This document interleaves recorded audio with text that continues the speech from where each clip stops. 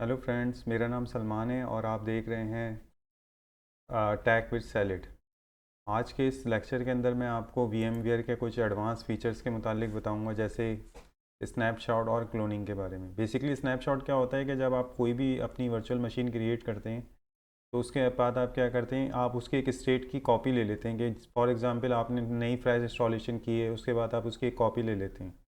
उससे क्या होता है कि फिर आप उसके ऊपर कोई ऑफिस इंस्टॉल करते हैं या उसकी कोई कॉन्फ़िगरेशन चेंज कर देते हैं। लेकिन अगर आप रिवर्ट बैक करना चाहें, वापस आना चाहें अपनी उस प्रीवियस कंडीशन के ऊपर, तो फिर हम उसको किस तरह से वापस लाएं। एक तरीका तो ये है कि हम उस पर दोबारा इंस्टॉलेशन करें। दूसरा ये है कि हम उसका स्नैपशॉट ले लें। स्नैपशॉट बिल्कुल इसी तरह से वर्क करता है जैसे विंडोज़ 10 के अंदर या विंडोज़ 7 के अंदर रिस्टोर पॉइंट होता है, कि हम अपनी विंडोज़ के ऊपर कुछ रिस्टोर पॉइंट क्रिएट कर लेते हैं जहाँ पे हम अपनी सिस्टम को बैक डेट के ऊपर रिस्टोर कर सकते हैं। तो इसमें आप कोई भी कॉन्फ़िगरेशन करें और आपको पसंद ना आए तो आप रिवर्ट बैक भी कर सकते हैं, या आप कोई चेंजेस ऐसी करते हैं जिससे आपकी मशीन में कोई प्रॉब्लम आ जाए, कोई वायरस आ जाए, कोई उसकी रजिस्ट्री की चेंज हो जाए। तो उसको चेंज करने के लिए फिर हम क्या करते हैं, हम सबसे पहले फ्रेश इंस्टॉलेशन करके अपनी एक मशीन बना लेते हैं, ताकि हम क्या कर सकें, हम उसका एक स्नैपशॉट ले लेते हैं और फिर हम किसी फर्दर फॉरवर्ड पॉइंट पे जाते हैं और कोई चेंजेस कर देते हैं। फिर हम उसका स्नैपशॉट ले लेते हैं, फिर हम लेट सपोज पॉइंट ए से बी में जाते हैं, स्नैपशॉट लेते हैं, बी से सी में जाते हैं, स्नैपशॉट लेते हैं, और हम कुछ कॉन्फ़िगरेशन भी चेंज करते हैं। फिर हम चाहते हैं कि अगर हमें वापस से बिल्कुल फ्रेश इंस्टॉलेशन वाली मशीन मिले तो फिर उसके लिए हम क्या करते हैं, हम वापस स्नैपशॉट पे हम रिवर्ट बैक कर लेते हैं अपनी मशीन को। तो ये आप देख रहे होंगे कि मेरे पास दो मशीन हैं। एक मेरे पास विंडोज़ 7 की मशीन है और एक मेरे पास विंडोज़ 2012 सर्वर की मशीन 2016 सर्वर की मशीन है। अब मैं 2016 सर्वर की मशीन को आपको चेक करके बताता हूँ। जैसे मैं इस पर राइट क्लिक करता हूँ तो मेरे पास एक ऑप्शन आ रहा होगा स्नैपशॉट का। और जो VMware वर्क स्टेशन 16 का जो सबसे अच्छा फीचर है वो मुझे लगता है भी स्नैपशॉट है। तो सिंपल आप राइट क्लिक करें, आपको यहाँ एक ऑप्शन मिलेगा स्नैपशॉट का, उसमें आपको नज़र आएगा स्नैपशॉट मैनेजर, आप इसको क्लिक कर लें। तो अभी आप देखें, मैंने अपनी मशीन में कोई भी स्नैपशॉट नहीं लिया। मैं चाह रहा हूँ कि मैं इसके ऊपर स्नैपशॉट ले लूँ क्योंकि मैंने बिल्कुल बिल्कुल फ्रेश इंस्टॉलेशन की है। तो मैं इस पर क्या करूँगा, मैं इस पर क्लिक करूँगा टेक स्नैपशॉट। अब ये इसकी स्नैपशॉट शॉट ले लेगा। यहाँ पे मैं कोई डिस्क्रिप्टिव इसका नाम रख देता हूँ, जैसे मैं लिख देता हूँ फ्रेश विंडोज़ 2016 सर्वर इंस्टॉलेशन। ठीक है, और मैं इसका टेक स्नैपशॉट ले लेता हूँ।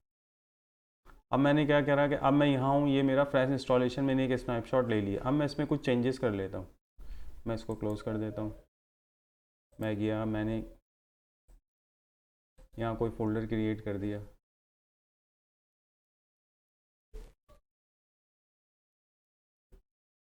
फ़ोल्डर 1, यहाँ मैंने एक और फ़ोल्डर क्रिएट कर लिया। यानी मैं समझे चेंजेस कर रहा हूँ इसके अंदर ना। आपके केस में चेंजेस होंगी कि आपने कोई प्रोग्राम इंस्टॉल कर दिया, आपने बैकग्राउंड चेंज कर दिया, रेजोल्यूशन चेंज कर दी। जैसे मैंने इसके अंदर कुछ चेंजेस कर दी। जैसे मैंने बैकग्राउंड में ये पिक्चर,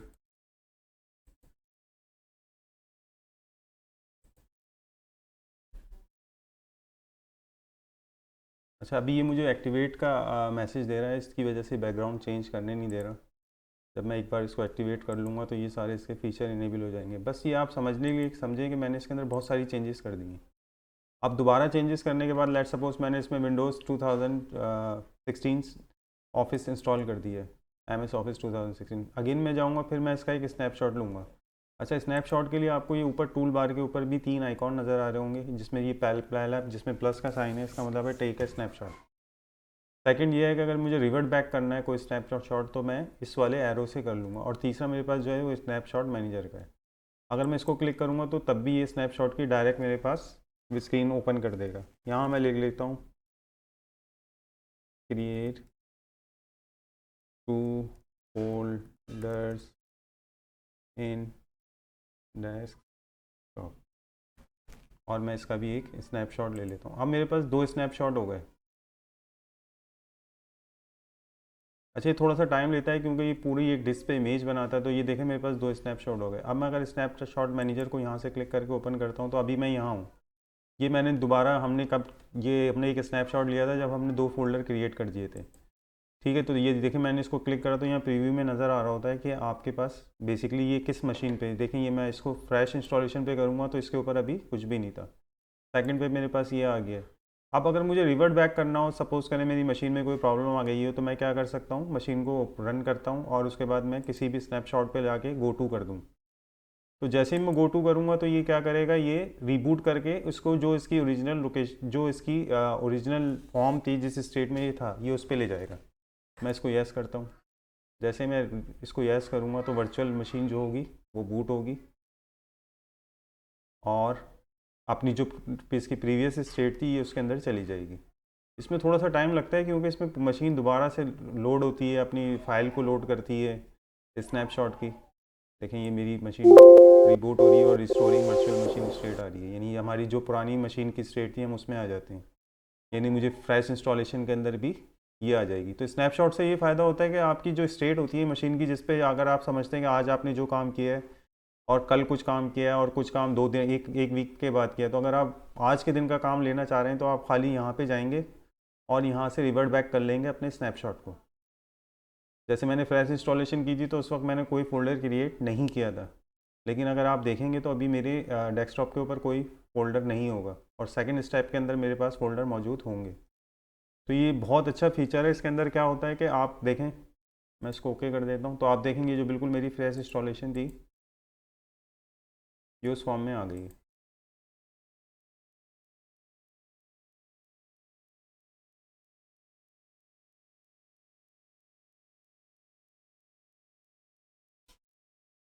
ठीक है, इस पर कोई भी अभी फ़ोल्डर मौजूद नहीं है। इस पर मैंने खाली सीक्वल सर्वर इंस्टॉल किया था तो ये देखें ये सीक्वल सर्वर का मेरे पास आइकॉन पड़ा और ये मेरी फ्रेश इंस्टॉलेशन आ गई।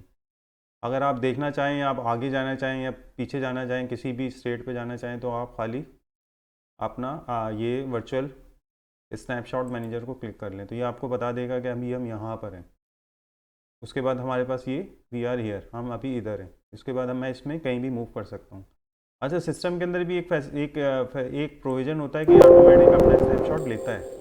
वो किस तरह से लेता है कि हम स्नैपशॉट मैनेजर में आ जाएंगे और यहाँ लिखा है टेक एंड स्नैपशॉट, बल्कि यहाँ पे लिखा है ऑटो प्रोटेक्ट, यानी ये मशीन ऑटोमेटिकली अपना जो है वो बैकअप लेती रहेगी कि रोज़ाना अगर कोई इसमें प्रॉब्लम होती है तो हम उसको हम वापस रिवर्ट बैक कर सकते हैं। ऑटो प्रोटेक्ट में क्या करना होता है, आप इसको क्लिक कर लें। जैसे ही आप इसको क्लिक करेंगे तो ये वर्चुअल मशीन की प्रॉपर्टीज़ को आपको ओपन कर देगा। इसमें यहाँ आप देखें तो ये आपको ऑप्शन के अंदर थर्ड वाला जो ऑप्शन है ये ऑन नज़र आ रहा होगा, जिसमें लिखा है auto protect disable. By default ये डिसेबल होता है। इसका मतलब होता है कि सिस्टम खुद से कोई स्नैपशॉट नहीं लेता जब तक आप उसको खुद इसको इनेबल ना करें। चलें हम अब इसको इनेबल कर लेते हैं। जैसे मैं इनेबल करूँगा तो अब इसके अंदर कुछ मेरे पास ऑप्शन आ जाएंगे। जैसे इसमें लिखा है ऑटो प्रोटेक्ट इंटरवल, कि मैं चाह रहा हूँ कि मेरा सिस्टम जो है वो खुद ही रोज़ाना जो है वो एक स्नैपशॉट ले ले इसका ऑटोमेटिक। जब भी मेरी मशीन हो तो वो उसका एक स्नैपशॉट ले ले। इसकी फ्रीक्वेंसी को अगर हम चेक करें तो ये हमारे पास हाफ आवरली भी आ सकता है, डेली आवरली भी आ सकता है और डेली भी आ सकता है। अच्छा, डेली के बाद ये दूसरा जो ऑप्शन है इसमें आ रहा है स्नैपशॉट, के मैक्सिमम आप कितने स्नैपशॉट इसके अंदर सेव कर सकते हैं। जैसे मेरे पास 3 दिन के 3 जो है वो मैक्सिमम प्रोटेक्टेड स्नैपशॉट कितने होंगे, 3 के बाद जब चौथा होगा तो वो पहले वाले को ओवरराइट कर देगा, यानी 3 से ज़्यादा मेरे पास स्नैपशॉट नहीं होंगे। इसको हम बढ़ा भी सकते हैं यहाँ से अगर हम इसको बढ़ाएं, लेकिन जैसे ही मैं इसको बढ़ा रहा हूँ तो देखें इसके नीचे जो है मेरी हार्ड ड्राइव की स्पेस भी बढ़ रही है। तो ये मैक्सिमम जो है आई थिंक कि अगर मैं इसको 39 ये मैक्सिमम 99 तक इसको हम मूव कर सकते हैं। जैसे ही 99 मूव करेंगे तो फिर इसका मतलब है ये रोज़ाना 3 स्नैपशॉट लेगा, ये रोज़ाना एक स्नैपशॉट लेगा 99 डेज़ तक और किसी को ओवरराइड नहीं करेगा। 99 डेज़ के बाद ये क्या करेगा, जो पहला स्नैपशॉट है उसको ओवरराइड कर देगा, यानी मेरे पास जो है वो 99 डेज़ का बैकअप होगा। तो ये एक अच्छा फीचर है, लेकिन ये एक टाइम ये आपकी बहुत डिसकंज्यूम करता है। किसी सेंसिटिव इन्वायरमेंट के लिए तो अच्छा है, लेकिन ये होम यूज़र के लिए अच्छा नहीं है। तो हम इसको यहाँ से फिर डिसेबल ही रहने देते हैं। अच्छा, ये तो हो गया हमारा स्नैपशॉट का, कि स्नैपशॉट में हम किसी भी अपनी स्टेट को रिवर्ट बैक कर सकते हैं। एक और ऑप्शन होता है कि अगर मैं ये चाह रहा हूँ कि मैं अपनी मशीन की कॉपी बना लूँ, यानी मैं अपनी एक मशीन है फिर मैं उससे एक और मशीन बना लूँ, फिर एक और मशीन बना लूँ, उससे मेरा मशीन बनाने का टाइम बच जाता है। इस प्रोसेस को हम कहते हैं क्लोनिंग। जैसे क्लोनिंग के अंदर हम क्या करते हैं कि हमारी एक ओरिजिनल मशीन होगी, हमने फ्रेश इंस्टॉलेशन की, उसके बाद हमने क्या करा, उसका एक क्लोन बना लिया, ताकि हम अगर अपनी वापस एक और मशीन को ओरिजिनल फॉर्म में लेकर आना चाहें, या हमें फॉर एग्जांपल एक सर्वर बना लिया, उसको हम एक्सचेंज के लिए यूज़ कर लें, फिर हम एक और सर्वर हमें क्रिएट करना पड़ेगा, उसको हम एक्टिव डायरेक्टरी के लिए यूज़ करें, तो उससे अच्छा है कि हम एक सर्वर बनाएं और उसकी मल्टीपल कॉपीज़ बना लें और उसमें मुख्तलिफ रोल को इंस्टॉल कर दें। तो ये बहुत अच्छा फीचर है, इसमें आपका टाइम भी बच जाता है, क्योंकि आपने एक बार इंस्टॉलेशन कर ली, उसके बाद आप क्या करें, आपने जो भी वीएम बनाई है उसका आप क्लोन बना लें। क्लोन भी बिल्कुल सिम में इसी तरह से होता है कि आप खाली जिस मशीन का भी आपको क्लोन बनाना है, आप उस पर राइट क्लिक करें, उसके बाद आप आ जाएं मैनेज पे। मैनेज पे आपको एक ऑप्शन नज़र आ रहा होगा क्लोन, मैं क्लोन पे क्लिक कर देता हूँ, तो ये आ जाएगा welcome to the clone virtual machine विजिट्स, एक विजिट स्टार्ट हो जाएगा।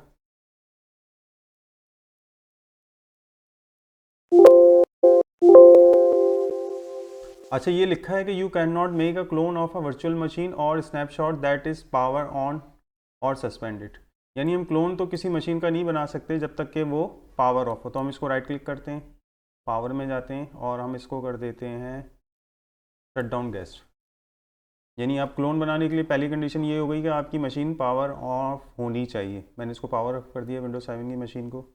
अब मैं इस पर राइट क्लिक करता हूँ, मैं स्नैपशॉट, इसके बाद मैनेज पे जाता हूँ और यहाँ मुझे अब नज़र आ रहेगा क्लोन। तो मैंने क्लोन को क्लिक करा तो देखें अब ये इनेबल हो गया क्लोन विजिट। अब हम इसको नेक्स्ट करेंगे। अब ये लिख रहा है the current state in virtual machine creating a link clone from the current state will now create new snapshots. अब ये कह रहा है कि आपको करंट स्टेट से करना है या किसी हमने इस मशीन के जो स्नैपशॉट बनाया था उससे मशीन बनानी है।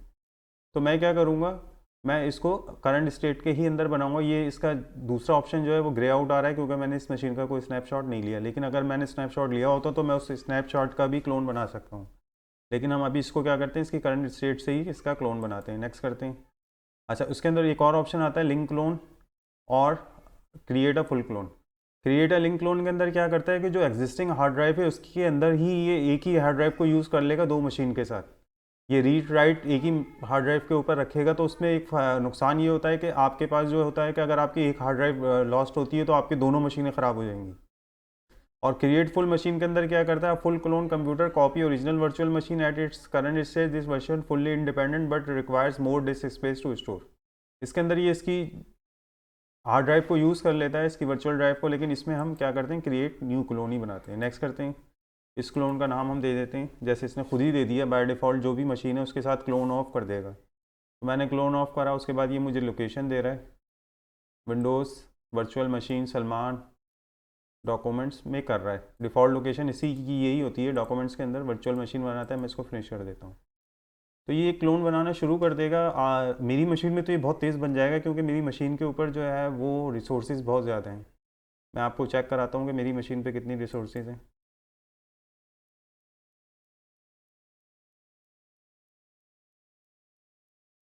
मैं इसकी प्रॉपर्टी लेता हूँ तो आपको नज़र आ रहा होगा कि मेरे पास जो मशीन है उसके अंदर जो रैम है वो 32 GB है, लेकिन जब मैं अपने लैपटॉप पे काम करता हूँ तो उस वक्त ये इतनी फास्ट नहीं चल रही होती, क्योंकि मेरे पास कोर i5 का प्रोसेसर है और 32 GB रैम है। तो जितनी भी अगर आपकी रैम ज़्यादा होंगी तो फिर उस वक्त आप वर्चुअलाइजेशन पे बहुत इजीली काम कर सकेंगे। तो इसीलिए मैंने जो एडवांस वीडियो है उसके लिए इसकी रैम जो है वो 32 GB कर दी है। तो इस तरह से अगर आप देखें तो ये आपका क्लोन बन रहा है, ये क्लोनिंग बनना शुरू हो गई है। ये काफ़ी टाइम कंज्यूम करता है क्योंकि मेरी रिसोर्सेज ज़्यादा हैं, तो मेरे पास ये बहुत फास्ट हो रहा है। वैसे नॉर्मली ये जो है नॉर्मल कंप्यूटर्स पे या नॉर्मल पीसी के ऊपर ये बहुत टाइम लगा देता है, लेकिन मैं इसको पॉज नहीं कर रहा हूँ तो आप देखेंगे बहुत स्पीडली क्लोन क्रिएट कर देता है। वैसे तो ये 15 to 20 मिनट भी ले लेता है। तो ये एक बहुत अच्छा ऑप्शन था कि हम आप किसी भी मशीन का क्लोन बना लेते हैं। अब होता ये है कि अगर मेरे पास जो हमारी ओल्ड मशीन थी अगर उसमें कोई प्रॉब्लम हो जाती है तो मैं अपनी क्लोन मशीन को स्टार्ट कर सकता हूँ या मैं उसकी अपनी कॉपी रख सकता हूँ, इसको मैं कहीं भी लेके मूव कर सकता हूँ। अब आप देखेंगे कि मैं अपनी दोनों मशीनों को ऑन करके दिखा दूंगा, दोनों से इंडिपेंडेंटली चल रही होंगी। अच्छा, इसके अलावा हमारे पास एक और बहुत अच्छा ऑप्शन होता है कि अगर हम ये चाह रहे हों कि हम अपने क्लाइंट में यानी अपनी होस्ट मशीन और अपनी जो वर्चुअल मशीन है उसके दरमियान कोई फ़ाइल शेयरिंग करें, तो उसको करने के लिए हम क्या करते हैं, उसको करने के लिए भी हम कुछ ऑप्शंस को सेलेक्ट करते हैं, उनको ऑन करते हैं, तो हम क्या कर सकते हैं कि अपनी किसी जो होस्ट मशीन है उसके किसी भी फोल्डर को अपनी वर्चुअल मशीन में मैप करा सकते हैं। वो क्या प्रोसीजर है वो मैं आपको भी बताता हूँ, क्योंकि अभी ये क्लोनिंग का प्रोसेस हो रहा है, तो ये अभी कोई विंडोज़ एक्टिव नहीं है। जैसे ही ये क्लोनिंग कंप्लीट होती है तो फिर मैं उसका डेमो बता देता हूँ। बेसिकली उसमें आप ये करते हैं कि अपने होस्ट और वर्चुअल मशीन में कोई भी आप शेयरिंग ऑन कर सकते हैं। तो आपकी वर्चुअल मशीन में जो भी चीज़ें हैं वो आप सेलेक्ट करके उसको आप कॉपी कर सकते हैं अपनी होस्ट मशीन में और होस्ट से वर्चुअल मशीन में। तो बहुत सारे सॉफ्टवेयर्स आपके होस्ट मशीन में होते हैं, तो वो आपको चाहिए होते हैं अपनी गैस मशीन के अंदर, तो फिर उसको आप शेयरिंग के ज़रिए भी चला सकते हैं। देखिए तकरीबन बहुत तेज़ी से हो रहा है क्लोनिंग का प्रोसेस।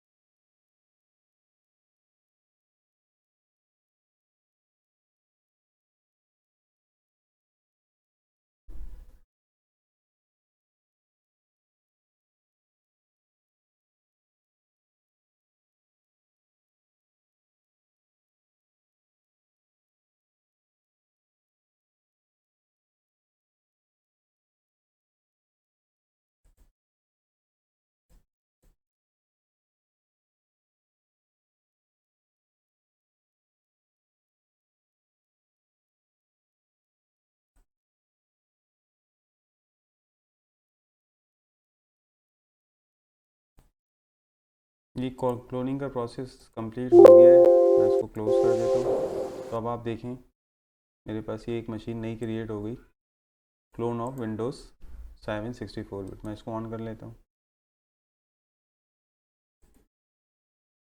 ये देखें मेरे पास क्लोन ऑफ विंडोज़ 7 4 आ रही है, इसमें इसको भी ऑन कर लेता हूँ।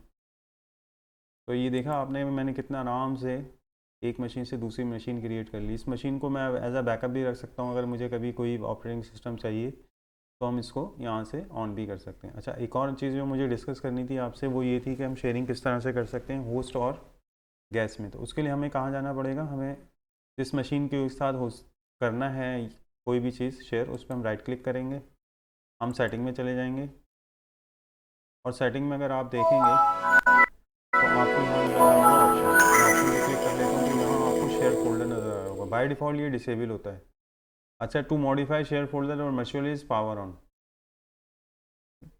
To modify share while the machinery is power on VMTorrent must be install and running in the guest operating system. अगर आपके पास कोई भी एरर आ रहा हो तो उस एरर आने का सबसे पहले मतलब ये होता है कि उसकी उस वर्चुअल मशीन पे आपके पास गेस्ट ऑपरेटिंग सिस्टम नहीं है।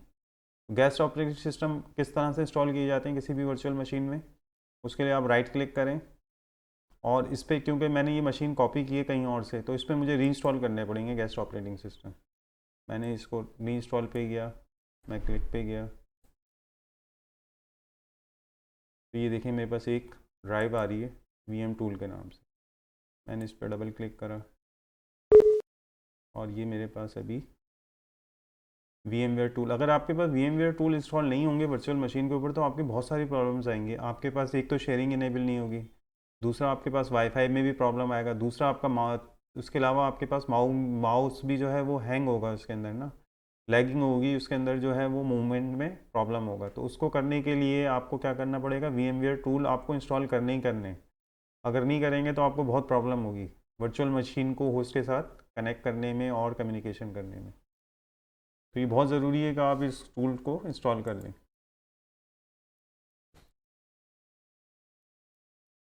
बेसिकली ये मशीन मैंने क्रिएट नहीं की थी, मैंने अपने ऑफिस में क्रिएट की थी। मैंने इसको यहाँ ला के रन कर दिया है, तो क्यों उसकी कुछ सेटिंग जो है वो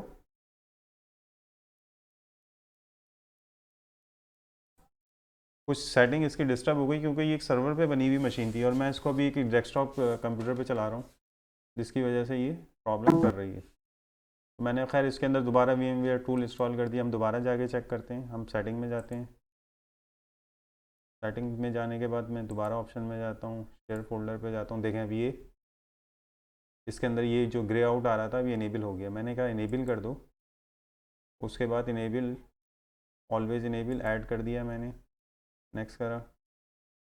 उस बाद मैं ब्राउज़ करूँगा तो ये मेरा जो होस्ट कंप्यूटर था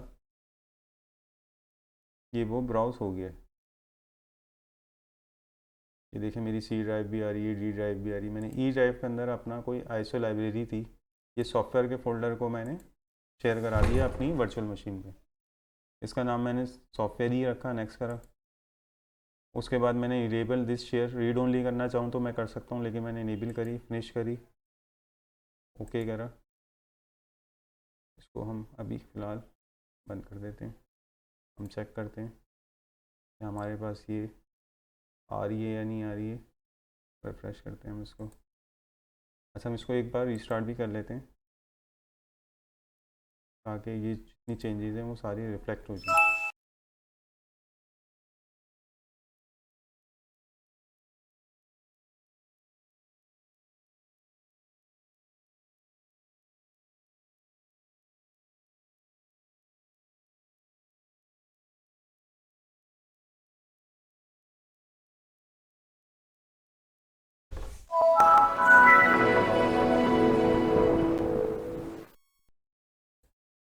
अच्छा, ये हमारे पास नहीं आ रही। हम कुछ सेटिंग चेक करते हैं, कुछ सेटिंग।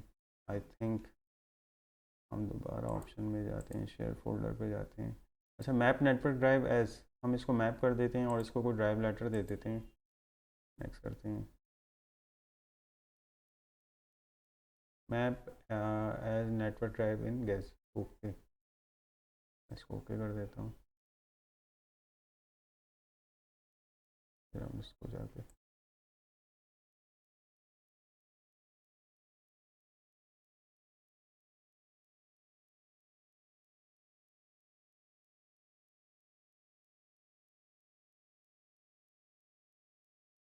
मैंने इसको इनेबल कर दिया लेकिन ये आ नहीं रही है अभी। इसमें क्यों नहीं आ रही, इसको ट्रबल शूट करते हैं। शेयर फोल्डर इनेबल है,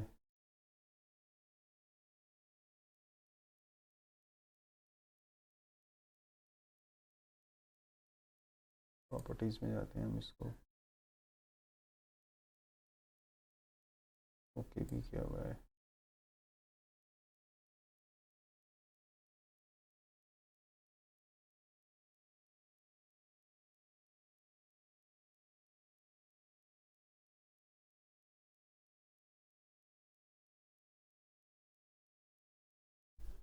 अच्छा, अब हम क्या करते हैं, ये इस मशीन के क्योंकि एक्टिवेशन नहीं है इसलिए इसमें कुछ प्रॉब्लम्स आ रहे हैं। हम विंडोज़ 2016 में जाते हैं और यहाँ पे जाके हम